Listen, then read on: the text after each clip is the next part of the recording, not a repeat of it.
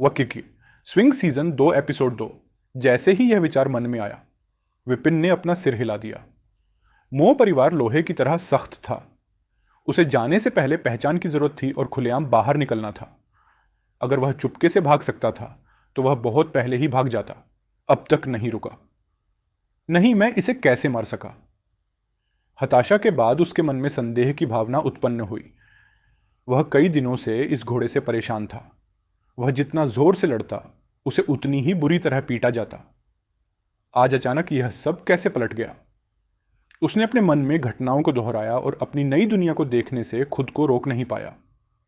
यह स्रोत ऊर्जा के प्रयोग से बनाया गया दया स्थान था, जिसकी संरचना स्वर्ग की तरह थी, जिसमें भूमि, पर्वत, महासागर, पौधे और जानवर थे। सब कुछ उसमें था। नई दुनिया के क्षेत्र में हजारों मील तक फैला एक विशाल महासागर पूरी तरह से भाप बनकर उड़ गया था तथा उसमें से हल्के सुनहरे रंग की किरणों में बदल गया था। यही वह शक्ति थी जिसने घोड़े को मार डाला। उसने सोचा था कि सुशांक की हत्या दबी हुई शक्ति के मुक्त होने के कारण हुई थी, लेकिन यह पता चला कि ऐसा इसलिए हुआ क्योंकि नई दुनिया जल गई थी। एक घोड़े को मारने से हजारों मील तक फैला समुद्र सूख गया था। अगर इस तरह की लड़ाई कुछ और बार हुई तो मुश्किल से जीता पाऊंगा और मेरी नई दुनिया पूरी तरह से ढह जाती और मैं गायब हो जाता हूं। उसकी आत्मा पहले से ही इस स्थान से बंधी हुई थी और यदि वास्तव में ऐसा हुआ तो उसे भी निश्चित रूप से गंभीर क्षति होगी। यह तरीका अच्छा है, लेकिन बेहतर होगा कि इसे दोबारा इस्तेमाल न किया जाए तो अच्छा रहेगा। इन विचारों को एक तरफ फेंकते हुए विपिन ने फिर से अपने सामने पड़े घोड़े की ओर देखा। वह घमंडी घोड़ा, जो इतना लड़ाकू और गुस्सैल था, अब मरा पड़ा था। वह चित्त पड़ा रहा और धीरे धीरे कठोर होता गया। यह दिव्या का 16वें जन्मदिन का उपहार था और वह इसे संभाल और बड़े लाड से रखती है। अब मुझे क्या करना चाहिए? बेचारा विपिन परेशान था। उसे सिर्फ उसे बांधने के लिए सजा दी गई थी। अगर यह पता चल जाता तो नतीजा बिल्कुल साफ थे। अपनी मौजूदा ताकत के साथ भले ही वह मोह परिवार से बच निकलते, उसे जरूर पकड़ा जाता, पीट पीट मार दिया जाता। इस दुनिया में प्रवेश करते हुए वह खुद को बलिदान करने के लिए तैयार था, लेकिन एक घोड़े के लिए मरना बहुत बहुत शर्मनाक और मजाकिया होगा था। नहीं, मुझे खुद को बचाने का कोई रास्ता खोजना होगा। क्या होगा अगर तुम उठे और मुझे लात मार दो? सुशांक के अगले खुर को पकड़ते हुए विपिन ने बुदबुदाया और इस दुनिया में स्वर्ग की लाइब्रेरी को इस्तेमाल करने का तरीका जानने ही वाला था कि उसने अस्तबल के बाहर सतीश की आवाज सुनी। विपिन, यह युवा महिला की ओर से सुशांक के लिए एक पंखा है। इस घोड़े का फर मोटा है और गर्मी को अच्छी तरह से सहन नहीं कर पाता। आपको इसकी अच्छी तरह से देखभाल करनी चाहिए और कोई गलती नहीं करनी चाहिए। दरवाजा चरमराकर खुला और सतीश के शब्द अचानक रुक गए। उसने अपनी आंखें जोर से रगड़ी और फिर घबरा गया। तुमने क्या किया? तुमने इसे क्यों मारा? विपिन को उम्मीद नहीं थी कि वह अचानक इस तरह से आ जाएगा, इसलिए उसे खुद को छिपाने का भी समय नहीं मिला। वह एक पल के लिए चुप रहा और फिर समझाया, क्या मैं कह सकता हूं यह एक दुर्घटना थी? सतीश पागल हो गया। क्या फर्क पड़ता है अगर यह दुर्घटना थी? तुम जानते हो कि यह घोड़ा मिस दिव्या के लिए कितना महत्वपूर्ण है। अगर तुम मरना चाहते हो तो कोई बात नहीं, लेकिन मुझे अपने साथ मत घसीटा। नहीं, मैं तुम्हारे साथ सजा नहीं पा सकता। रुको, अगर मैं इसकी रिपोर्ट करता हूं तो शायद मैं सजा से बच सकता हूं। 2 कदम पीछे हटकर सतीश मुड़ा और बाहर की ओर भागा और एक पल में गायब हो गया। विपिन को उम्मीद नहीं थी कि वह इतनी तेजी से भागेगा। उसके पास उसे रोकने का समय भी नहीं था और वह खुद को मजबूर महसूस कर रहा था। अगर उसे नहीं पकड़ा जाता तो उसे लाश से निपटने का मौका मिल जाता। अगर वह भाग नहीं पाता तो भी कम से कम कुछ घंटे तो मिल ही जाते ताकि वह कोई प्लेन बना सके। अब उसके पास कोई रास्ता नहीं था। क्या वह मौत का इंतजार करने वाला था या कुछ समय के लिए शक्ति प्राप्त करने के लिए नई दुनिया को जला देना और मोह परिवार से बाहर निकलने के लिए कोशिश करना?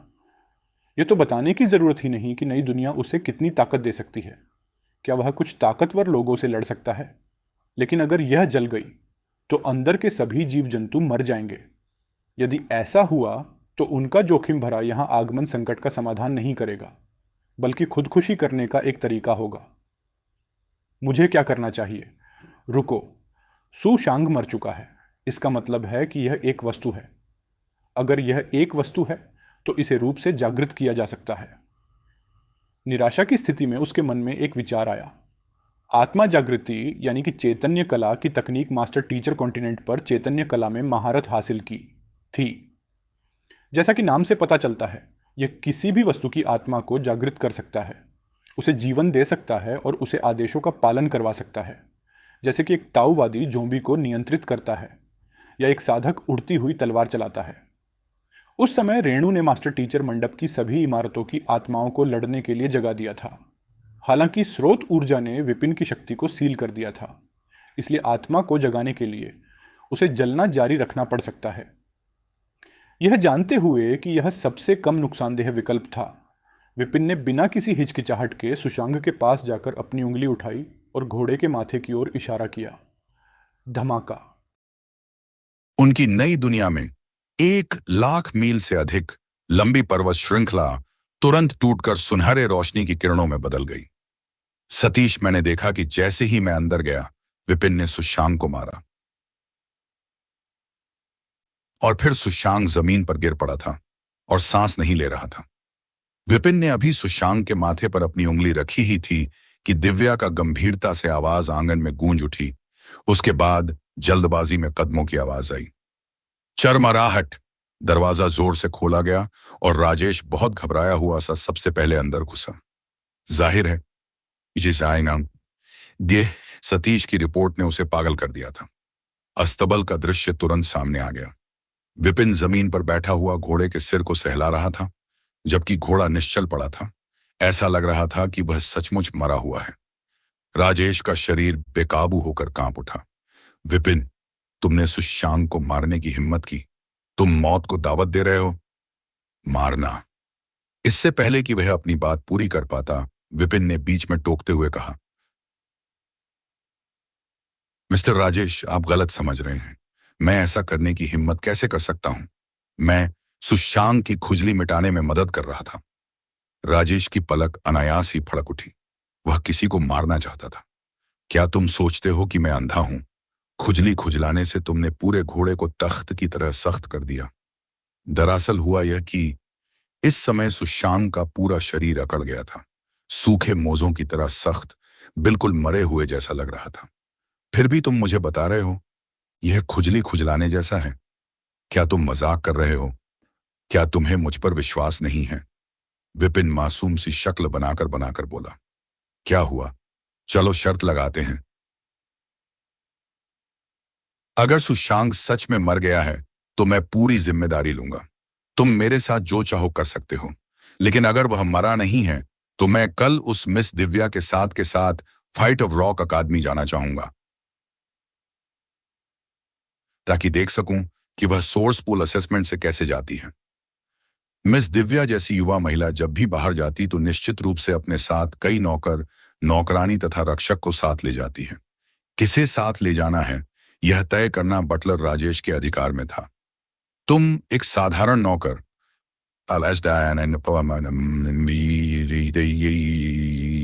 तुम्हें क्या लगता है कि तुम मेरे साथ शर्त लगाने के योग्य हो? दिनेश ने झल्ला कर कहा।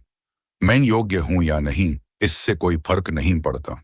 महत्वपूर्ण यह है कि विपिन ने अपना सिर खुजलाया। उसकी काली आंखें मासूमियत से भरी थीं। अगर सुशांग सच में मर गया है पानी से तो भले ही तुम मुझे पीट पीट कर मार डालो, तुम दोष से बच नहीं पाओगे। आखिरकार मैं यहां इसलिए हूं क्योंकि तुम मुझे मोह परिवार में लेकर आए हो और तुम निर्विवाद जिम्मेदारी उठाते हो। लेकिन अगर सुशांग जिंदा है तो हर कोई खुश है। मिस प्रसन्न होगी और तुम आराम से रह सकते हो। शायद तुम्हें इनाम भी मिले। दिनेश, मैं सिर्फ एक मामूली नौकर हूं। मुझे ज्यादा समझ नहीं आती। मुझे नहीं पता कि मैं जो कह रहा हूं उसका कोई मतलब है या नहीं। आप? दिनेश एक पल के लिए जमा रह गया और फिर से अपने सामने खड़े युवक की ओर देखने लगा। उसकी आंखें अनायास ही सिकुड़ गईं।